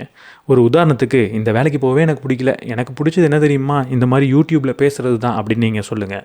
இல்லை எனக்கு பிடிச்சது வந்து ஒரு நாவல் எழுதுறது தான் அப்படின்னு சொல்லுங்கள். ஒரு ரைட்டர் ஆகிறது தான் சொல்லுங்கள். ஒரு சிங்கர் ஆகிறது தான் சொல்லுங்கள். ஒரு ஃபில்ம் மேக்கர் ஆகிறது தான், ஏதோ ஒன்று. அப்படி நீங்கள் சொன்னதுக்கு என்ன செய்ய போகிறீங்க? அப்படி சொன்னதுக்கு எதையுமே செய்யாமல் இருக்கிறதுக்கு என்ன காரணம்னு முதல்ல யோசிங்க. எனக்கு நேரமே இல்லை, எனக்கு வாரத்துக்கு ஒரு 5-6 மணி நேரம் தானே இருக்குது அப்படின்னு ஒரு காரணம் இருக்கலாம். என் கையில் பெருசாக பணம் இல்லை, என்ன மாதம் ஒரு 1000 ரூபாய் தானே கையில் இருக்குது அப்படின்னு இருக்கலாம். இல்லை 0 ரூபீஸாக கூட அது இருக்கலாம். இல்லை நான் எப்படி அந்த விஷயத்தை போய் கற்றுக்க முடியும், எனக்கு நேரமே இல்லை, நான் ஒரு நாள் இங்கே இருக்கேன், இன்னொரு நாள் அங்கே இருக்கேன் அப்படின்னு நீங்கள் சொல்லலாம். இப்போ அடுத்து நீங்கள் என்ன சொல்ல போகிறீங்கன்னா, இதெல்லாம் உங்களை தடுக்கக்கூடிய சுவர்கள். என்கிட்ட நேரம் இல்லைன்னு சொல்கிறது ஒரு சுவர். அடுத்தது என்கிட்ட வந்து பணம் இல்லைன்னு சொல்லக்கூடியது ஒரு சுவர். அடுத்து உங்களுக்கு வந்து இடம் இல்லை, நான் வந்து எங்கேயோ இருக்கேன், எனக்கு தேவையான விஷயங்கள் வேறு எங்கேயோ இருக்குதுன்னு சொல்லக்கூடிய அந்த ஸ்பேஸுன்றது ஒரு சுவர். இந்த சுவர்களை தடையாகவும் நம்மளால் பார்க்க முடியும், இல்லை நம்மளை பாதுகாப்பாக வச்சுக்கக்கூடிய அறையாகவும் நம்மளால் பார்க்க முடியுன்றதை மறந்துடாதீங்க. அப்போது இந்த தடைகளை என்னை பாதுகாக்கக்கூடிய அறைகளை எப்படி மாற்ற போகிறேன்னா, முதல்ல என்கிட்ட நேரமே இல்லை, வாரத்துக்கு 5 மணி நேரம் தான் இருக்குன்னா, என்கிட்ட நேரமே இல்லை, வாரத்துக்கு 5 மணி நேரம் தான் இருக்குது அப்படின்னு சொல்கிறதுக்கு பதிலாக, வாரத்துக்கு 5 மணி நேரத்துக்குள்ளே தான் நான் எழுத போகிறேன்னு சொல்லுங்கள். வாரத்துக்கு 5 மணி நேரத்துக்குள்ளே தான் நான் வீடியோ எடுக்க போகிறேன்னு சொல்லுங்கள். வாரத்துக்கு 5 மணி நேரத்துக்குள்ளே தான் நான் வந்து ஒரு ஃபில்ம் மேக்கிங் பற்றி ஏதாவது ஒன்று கற்றுக்க போகிறேன் அப்படின்னு சொல்லுங்கள். இது பணத்துக்கும் பொருந்தும். என்கிட்ட 50 ரூபா தான் இருக்குன்னா 50 ரூபாய்க்குள்ளே தான் இந்த விஷயத்தை செய்ய போகிறேன் அப்படின்னு சொல்லுங்கள்.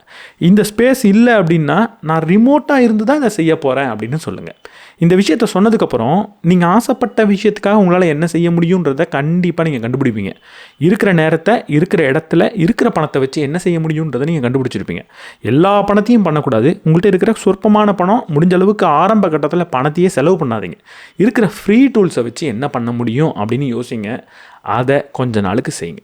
இப்போ செஞ்சு முடிச்சிட்டிங்க, நீங்கள் வெற்றி அடைஞ்சிங்களா தோல்வி அடைஞ்சிங்களா அப்படின்லாம் நீங்கள் கண்டுபிடிக்க போகிறீங்களான்னா கண்டுபிடிக்க போகிறது கிடையாது. இதில் வெற்றியும் கிடையாது, தோல்வியும் கிடையாது. இங்கே உண்மையாக நம்ம இதை செஞ்சு பார்த்ததுக்கு காரணம் என்ன தெரியுமா? செஞ்சு பார்த்ததுக்கு அப்புறம் தான் தெரியும் இதை நம்மளால் செய்ய முடியுமா நம்ம நினச்ச மாதிரி அப்படின்னு உங்களுக்கு தோணும். இல்லை இந்த விஷயம் உண்மையாக எனக்கு பிடிச்சிருக்கா அப்படின்ற கேள்வி அங்கே வரும். இப்போ நான் செஞ்சு பார்த்ததுலேருந்து என்ன கற்றுக்கிட்டேன் அப்படின்ற கேள்வியை கேளுங்க. அதை திரும்பவும் உங்களோட ஒன் பேஜரில் போய் எழுதுங்க. இப்படி சின்ன சின்ன எக்ஸ்பெரிமெண்ட் தொடர்ந்து ஒரு 6 மாதத்துக்கு நீங்கள் பண்ணிக்கிட்டே இருங்க. நீங்கள் ஆசைப்பட்ட அந்த விஷயத்துக்காக பண்ணிக்கிட்டே இருங்க. ஸ்டில் உங்களோட ஒன் பேஜர் அப்படியே இருக்கா? உங்களுக்கு பிடிச்ச விஷயமா இருக்கா? உங்களுக்கு அது வருமா வராதா? உங்கள் மனதில் இருக்கிற குப்பைகள் வேறு விதமாக மாறி இருக்கா? இதெல்லாம் நமக்கு வருமா அப்படின்னு யோசிச்சதுக்கு பதிலாக, பரவாயில்லையே நமக்கே இது வருது அப்படின்னு உங்களுக்கு தோணுதா? இல்லை இதெல்லாம் வராமல் தான் ஏன் மற்றவங்க எல்லாரும் இதில் பெரிய ஆளாக இருக்காங்க, இது போகிறோம் அப்படின்னு ஒரு கான்ஃபிடென்ட் வருதா? ஏதாவது ஒரு வகையில் உங்களோட ஒன் பேஜர் மாறிக்கிட்டே வரும். அதுக்கு நீங்கள் என்ன பண்ண போகிறீங்க? இருக்கிற ரிசோர்ஸை வச்சு சின்னதாக நீங்கள் ஆசைப்பட்டதை செஞ்சுக்கிட்டே இருக்க போகிறீங்க. ஒரு யூடியூப் சேனல் ஆரம்பிக்க போகிறீங்க அப்படின்னா இருக்கிற ஃபோனை வச்சுக்க போகிறீங்க. சின்னதாக ஒரு மைக்கை வாங்கி யூஸ் பண்ண போகிறீங்க. ஜஸ்ட் வீடியோ எடுத்துக்கிட்டே இருக்க போகிறீங்க. வாரத்துக்கு 5 மணி நேரம் தான் இருக்குன்னா 10 நிமிஷம் 15 நிமிஷம் வீடியோ எடுத்து எடிட் பண்ண போகிறீங்க. சாஃப்ட்வேர்லாம் வாங்க போகிறது கிடையாது, ஃப்ரீ சாஃப்ட்வேர் யூஸ் பண்ண போகிறீங்க. உங்கள் வீடில் வந்து ஒரு ஸ்டூடியோலாம் இல்லைனா வீட்லேயே இருக்கிற விஷயத்தை பேக்ரவுண்டாக யூஸ் பண்ண போகிறீங்க. செவுத்தில் ஒரு ஸ்டிக்கர் ஒட்ட போகிறீங்க. அதுக்கு முன்னாடி உட்காந்து உங்களுக்கு தோணுனதை நீங்கள் பேச போகிறீங்க. வீடியோ எடுத்து எடிட் பண்ணி போஸ்ட் பண்ண போகிறீங்க. பண்ணதுக்கப்புறம் இது நமக்கு வருதா வரலையா, இதுலேருந்து நம்ம என்ன கற்றுக்கிட்டோம், என்ன இம்ப்ரூவ் பண்ணோம், இது உண்மையாக எப்படிப்பட்டது அப்படின்றதெல்லாம் அனலைஸ் பண்ணி டேட்டாவை மட்டும் கலெக்ட் பண்ண போகிறீங்க. வேறு எதுவும் பண்ண போகிறது கிடையாது. இப்போ ஓரளவுக்கு இந்த ஸ்ட்ராட்டஜி என்ன அப்படின்றது உங்களுக்கு புரிஞ்சிருக்கும்னு நினைக்கிறேன். நம்ம எல்லாருக்கிட்டையும் லைஃப் ப்ரீஃப் அப்படின்ற ஒரு ஒன் பேஜர் இருக்கணும். அதில் தொடர்ந்து நம்மளோட பிரச்சனைகள் இருக்கிறதுலையே இப்போ எது ரொம்ப முக்கியமான பிரச்சனை அப்படின்றத அதில் நம்ம எழுதணும். அதுக்கு நம்ம இப்போ எப்படி சிந்திக்கிறோம், அதை எப்படி தீர்க்க போகிறோம் அப்படின்றதும் அதில் இருக்கணும். ஆனால் அப்படியே அதை செயல்படுத்துறதுக்கு பதிலாக அவ்வப்போது நம்மளோட தனிமையான நேரத்தில் நம்ம மனதோடு பேசி ஒவ்வொரு நாளும் நமக்கு எது தீர்வுன்னு தோணுதோ அதை எழுதிக்கிட்டே வரணும். அதை அப்படியே நிறுத்தாமல் இருக்கக்கூடிய தடைகளையும் அனலைஸ் பண்ணி பார்த்து அதையும் எப்படி தீர்க்கணும், எதை நம்ம தூக்கி எறியணும் அப்படின்றத எழுதணும். இருக்கிற தடைகளையே எப்படி நான் பயன்படுத்தலாம் அப்படின்றத எழுதணும். இந்த தடைகள் இப்படியே தான் இருக்க போகுது அப்படின்னா இந்த தடைகள் இருக்கும் போதே எனக்கு பிடித்த விஷயத்தை நான் எப்படி செஞ்சு பார்க்குறது அப்படின்றத எழுதணும். அதை தொடர்ந்து ப்ராக்டிஸ் பண்ணணும். இதை ப்ராக்டிஸ் பண்ணும்போது ஒவ்வொரு வருடமும் நீங்கள் அட்லீஸ்ட் ஒரு நாள் இதுக்காக ஒதுக்கணும். அந்த ஒரு நாளில் இந்த கடந்த ஒரு வருடத்தில் என்னோடய ப்ரீஃப் எப்படிலாம் மாறி இருக்குது அப்படின்றத நீங்கள் பார்க்கலாம். நான் எதை பிரச்சனைன்னு நினச்சேன், எந்த பிரச்சனையை நான் தீர்த்தேன், எது பிரச்சனையே இல்லை அப்படின்னு என்ன நானே சமாதானப்படுத்திக்கிட்டேன் அப்படின்றத நீங்கள் பார்க்கலாம். எந்தெந்த பிரச்சனைகளை அப்படியே என் கூட வச்சுக்கிட்டு என்கிட்ட இருக்கிற ரிசோர்ஸை பயன்படுத்தியே நான் எந்த அளவுக்கு வளர்ந்து வந்திருக்கேன் அப்படின்றத பார்க்கலாம். ஆரம்பத்தில் நீங்கள் சின்ன சின்ன விஷயங்கள் செஞ்சுருப்பீங்க, அதற்கப்புறம் அது பெரிய விஷயமாக மாறி இருக்கும். அதுவே சக்ஸஸ்ஃபுல்லான ஒரு பிஸ்னஸாக கூட மாறி இருக்கலாம். அதுவே சக்ஸஸ்ஃபுல்லாக உங்களுக்கு பே பண்ண கூட ஆரம்பிச்சிருக்கலாம். அதை நீங்கள் கவனிப்பீங்க. சில சமயம் இது எனக்கு ரொம்ப பிடிச்சிருக்கு அப்படின்னு நான் எக்ஸ்பெரிமெண்ட் பண்ண ஆரம்பித்தேன், பரிசோதனை பண்ண ஆரம்பித்தேன். ஆனால் பண்ணும்போதே இது நமக்கு வேலைக்கு ஆகாதுன்னு தெரிஞ்சு தூக்கி கூட போட்டிருக்கலாம். இது எல்லாத்தையும் ஒவ்வொரு வருடமும் நீங்கள் தொடர்ந்து பார்த்துக்கிட்டே வரணும். இப்படி நீங்கள் பார்க்கும்போது உங்களுக்கு என்ன தோணும்? நம்ம வாழ்க்கையை எப்படி அணுகணும் அப்படின்றத நீங்கள் கற்றுக்கிட்டு இருப்பீங்க. வாழ்க்கையில் எப்படிப்பட்ட பிரச்சனை வந்தாலும் இது தீர்க்கப்பட வேண்டிய ஒரு பிரச்சனை அப்படின்னு நீங்கள் பார்ப்பீங்களே தவிர அதனால் உடைஞ்சு போய் உட்கார மாட்டீங்க. நிறைய தடைகள் இருக்கும்போது உடனடியாக நீங்கள் எப்படி யோசிப்பீங்க? இந்த ப்ராக்டிஸை பண்ணிக்கிட்டே வந்தீங்கன்னா தடைகள் இருக்கும்போது என் வாழ்க்கையில் நிறைய தடை இருக்குது, இதனால் என்ன இதை தாண்டி போக முடியாது அப்படின்னு உடனடியாக ஒரு முடிவெடுக்காமல் இந்த தடைகளுக்கு நடுவில் எனக்கு பிடிச்ச விஷயத்தை நான் எப்படி செய்கிறது அப்படின்னு சிந்திக்கவே ஆரம்பிச்சிருப்பீங்க. ஒரு மனிதனாகவே உங்களை இது மாற்றிருக்கோம். ஒரு முடிவெடுக்கும் திறனாக இருக்கட்டும், ஒரு பிரச்சனையை தீர்க்கக்கூடிய அணுகக்கூடிய திறனாக இருக்கட்டும், எல்லாத்தையுமே இது மாற்றிருக்கோம் அப்படின்னு நினைக்கிறேன். முக்கியமாக இந்த புத்தகத்தை அவங்க கூட பகிர்ந்துக்கிறதுக்கு நான் ஏன் நினச்சேன் அப்படின்னா, இந்த புத்தகம் எனக்கு ரொம்ப ஒத்து போணுது அப்படின்னு நான் நினச்சேன். ஏன்னா நான் ஒரு நரேட்டர் ஆகணும், ஒரு ஸ்டோரி டெல்லர் ஆகணும் அப்படின்னு நான் ஒரு காலத்தில் யோசித்தேன். அதெல்லாம் நமக்கு வேலைக்கு ஆகுமா ஆகாதா அப்படின்றது கூட எனக்கு தெரியாது. ஆனால் ஒரு ஆசை மட்டும் இருந்துச்சு. அப்போ நான் என்ன பண்ணேன், உடனடியாக வேலையெல்லாம் விட்டுட்டு உடனடியாக ஒரு கேமரா வாங்கி பெருசாக இன்வெஸ்ட் பண்ணி பெரிய ஸ்டூடியோ எடுத்து உடனடியாக நான் வீடியோ போட்டேன்னா அப்படிலாம் நான் பண்ணல. யூடியூப்பில் இருக்கிற நேரத்தில் என்னோடய ஃபோனை வச்சு சின்ன சின்ன வீடியோஸை நான் உருவாக்கினேன். அதுலேருந்து நிறைய விஷயத்தை கற்றுக்கிட்டேன். இன்னுமே நிறைய விஷயங்களை கற்றுக்கிட்டு இருக்கேன். இதுலேருந்து கொஞ்சம் கொஞ்சமாக நான் மெருகேற்றிக்கிட்டே இருக்கேன். ஸ்டில் என்னோட ஜாப்ன்றது என் கூடயே தான் இருக்குது. நான் ஒரு இன்ஜினியர் தான். என்கிட்ட இருக்கக்கூடிய நேரத்தில் எப்படி இதை நான் பயன்படுத்திக்கலாம் அப்படின்னு தான் நான் நினச்சிக்கிட்டு இருக்கேன். ஆரம்பத்தில் ஏதோ ஒரு இடத்துல ரொம்பவே கம்மியான நேரத்தில் கம்மியான ஒரு ரிசோர்ஸை வச்சு ஷூட் பண்ணிகிட்டு இருந்தேன். அதற்கப்புறம் நான் டோட்டலாக வேறு ஒரு இடத்துக்கு போக வேண்டி வந்துச்சு, அதிகமாக ட்ராவல் பண்ண வேண்டி வந்துச்சு. அப்பயும் எனக்கு என்ன கை கொடுத்ததுன்னா, இப்போ நான் ட்ராவல் பண்ணுறேன் ஓகே, பட் எப்படி ஷூட் பண்ணுறது அப்படின்னு யோசிக்கும் போது ஹோட்டல்லேயே உட்காந்து ஷூட் பண்ணலான்னு நான் கிட்டத்தட்ட ஒரு வருஷம் ஹோட்டலில் உட்காந்தே ஷூட் பண்ணி நான் வீடியோ போட்டிருக்கேன். அது உங்களுக்கு கண்டிப்பாக தெரியும். என்னோடய லாஸ்ட் இயர் வீடியோ எதை எடுத்து பார்த்தாலும் ஹோட்டலில் ஷூட் பண்ணதாக இருக்கும். அதுக்கப்புறம் நான் வேறு ஒரு வீட்டில் இருந்தேன், இப்போ வீட்டை மாற்றிட்டு வந்தேன். இங்கே ஏதோ ஒரு செட்டப் வச்சு ஷூட் பண்ணிகிட்ருக்கேன். எந்த ஒரு சூழல்லையும் எப்படி என்னால் என் வீடியோவை கொண்டு போய் சேர்க்க முடியும் அப்படின்னு நான் யோசிச்சுட்டே இருந்தேன். அப்படின்றது இந்த புத்தகத்தை படிக்கும் போது தான் எனக்கே தெரிஞ்சுது. இதே விஷயத்தை தான் நம்ம ஃபாலோ பண்ணியிருக்கோம் போலயே அப்படின்னு எனக்கு தோணுச்சு. நான் வீடியோ போடாமல் இருக்கலான்னு சொல்கிறதுக்கு ஆயிரக்கணக்கான தடைகள் இது வரைக்கும் எனக்கு வந்திருக்கு அப்படின்றத நான் ரியலைஸ் பண்ணேன். ஆனால் எப்போவுமே தடை வரப்போ இது வந்துருச்சு, இன்றைக்கி வீடியோ போட வேணாம்னு யோசிக்கிறதுக்கு பதிலாக இது வந்துருச்சு, இப்போ எப்படி வீடியோ போடுறது அப்படின்னு தான் நான் யோசிச்சிருக்கேன்றதே எனக்கு இப்போ தான் தெரிஞ்சுது. அப்போ கண்டிப்பாக இது எல்லாருக்கும் பயனுள்ளதாக இருக்கும் அப்படின்னு எனக்கு தோணுது. கண்டிப்பாக உங்கள் வாழ்க்கையில் இது பயனுள்ளதாக இருக்கும். இதை நீங்கள் செஞ்சு பாருங்கள். இந்த ஒரு அப்ரோச்சை கொண்டு வாங்க. கண்டிப்பாக உங்களுக்கு என்ன பிடிச்சிருக்கோ அதை நீங்கள் போய் அடைவீங்க. அதை விட ரொம்ப முக்கியமாக நான் முதல்ல சொன்ன மாதிரி இது தொடர்ந்து எவால்விங் ப்ராசஸாக இருக்குது. தொடர்ந்து எக்ஸ்பெரிமெண்ட் பண்ணி உங்களோட ப்ரீஃபை நீங்கள் மாற்றுறதுனால ஏதோ ஒரு விஷயத்தை ஒரு ஃபிக்ஸ் பண்ணிவிட்டு அது பின்னாடி ஓடி போய் அது பக்கத்தில் போனதுக்கப்புறம் இதுக்கு பின்னாடி ஓடி வந்துட்டோமேன்னு தோணாது. ஏன்னா ஓடும் போதே நீங்கள் ஒரு நாளும் உங்களை நீங்களே கேள்வி கேட்குறீங்க, உங்கள் கூடயே நீங்கள் பேசுகிறீங்க, அமைதியாக இருக்கீங்க. அப்போ என்ன தோணுன்னா, நான் ஓடுற திசை கரெக்டாக அப்படின்னு ஒவ்வொரு நாளும் நீங்கள் பார்ப்பீங்க. அதனால கண்டிப்பாக அங்கே போனதுக்கப்புறம் உங்களுக்கு ஒரு ரிக்ரெட் இருக்காது. ஏன்னா ஓடும் போதே பல தடவை நான் சரியான திசையில் ஓடுறேன்னான்னு உங்களை நீங்களே கேட்டீங்க. கண்ணை கட்டிட்டு ஓட சொன்னாங்கன்னு ஓடி போய் அங்கே நின்று பார்த்து திரும்பி பார்க்கல. ஓடும் போதே எல்லாத்தையும் ரசிக்கிறதுனால கண்டிப்பாக உங்களுக்கு ரிக்ரெட்ன்றது இருக்காது. சிம்பிளாக சொல்லணும்னா இது ஒரு ரோடு மாதிரி கிடையாது. இந்த ரோட்டில் இந்த இடத்த பிடிச்சா இதுலேயே நேராக போய் அந்த எண்டுக்கு வரும்ன்றது கிடையாது. இது ஒரு கடல் மாதிரி. இந்த கடலில் அப்பப்போ காம்பஸ் எடுத்து பார்த்துக்கிட்டே இருக்கணும் நம்ம கரெக்டான திசையில் போகிறோமான்னு. அப்படி பார்த்தா தான் போய் சேர முடியும். ரோடு கிடையாது. இங்கே நீங்கள் இந்த ப்ரீஃபை ஒரு காம்பஸ் மாதிரி பயன்படுத்த போகிறீங்க. தொடர்ந்து அதை பரிசோதனை பண்ணி எழுதி மாற்ற போகிறீங்க.